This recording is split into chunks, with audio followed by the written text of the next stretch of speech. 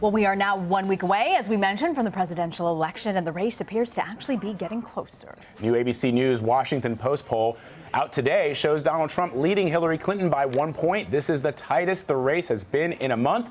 CBS News elections director Anthony Salvanto is here, actually at the magic wall there, to break down the latest numbers for us. So, Anthony, what does that latest ABC News poll tell us? The national polls are showing a tighter race right now.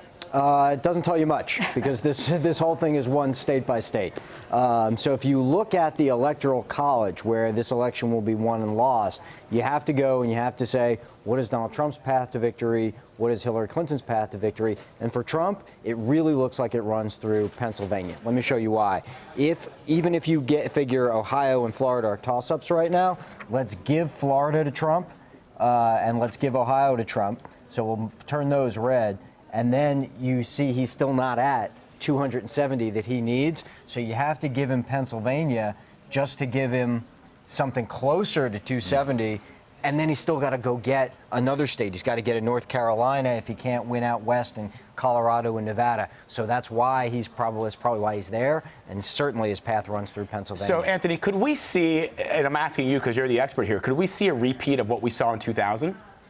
A little bit of the electoral college going one way and the popular vote going another? I don't think so. And I think that's because the margins in each of these states and all of the state polls are such that each of these candidates is either going to win them clearly or not be so close that you would have that kind of a split between the popular vote and the electoral college. Part of the thing that's changed since 2000, Vlad, is that partisanship has gotten so hard and so fast that states that are reliably blue, like New York and California, cast very big margins for Democrats. But this year, one of the things that's also happened is that some of these reliably Republican states like Texas, even Arizona, have actually gotten closer. They're not as big of a spread between the Republican, who usually wins them, and the Democrats. So I think that factors into the math as well.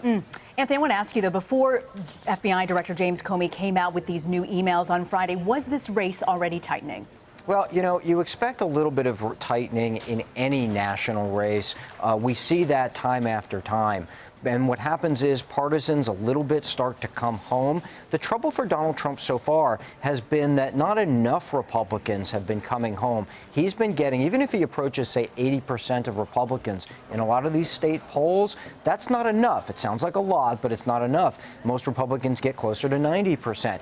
But as partisans do come home, you do start to see a little bit of tightening in the races. I still think it's another day or two before we really know what the fallout from that is. But again, I keep coming back to the Electoral College. If you were to, say, flip Pennsylvania over to Clinton, and she's got an 8-point lead in our latest poll there, then she could lose Ohio and lose Florida and still go over the top. So Trump has to start winning these states or flip some other reliably blue states like, say, a Wisconsin, or even, it's a very long shot, of Michigan, just to get back into this. Not impossible. He is not out, but he's got some work to do in the states. You know, he's in Pennsylvania today campaigning. Yesterday he was in Michigan.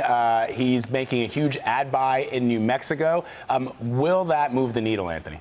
Well, there's oftentimes a push by a candidate into places they haven't been campaigning before. New Mexico is one example. It's a state that's been Democratic, very hard for a Republican to win because of the Hispanic vote. In fact, that's a larger theme, Vlad, throughout the Southwest. Colorado's been leaning a little towards Clinton because she's got such heavy support, not just from Hispanics, but Hispanic voters who say that they're extra motivated to vote this year. And even Arizona, I mentioned earlier, Arizona's been heading towards toss-up status for that very same reason. So he's got to hang on there in order to stay in the game. And Nevada, same idea. He'll have to flip Nevada back, and he could, but there again, the Hispanic vote is sort of underpinning what Clinton's got there so far.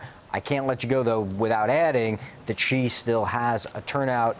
She's still got to motivate people to turn out to make the polling numbers turn into reality. And that is a challenge. It certainly is. Anthony Salvanto, thank you. And thank you for bringing that map along.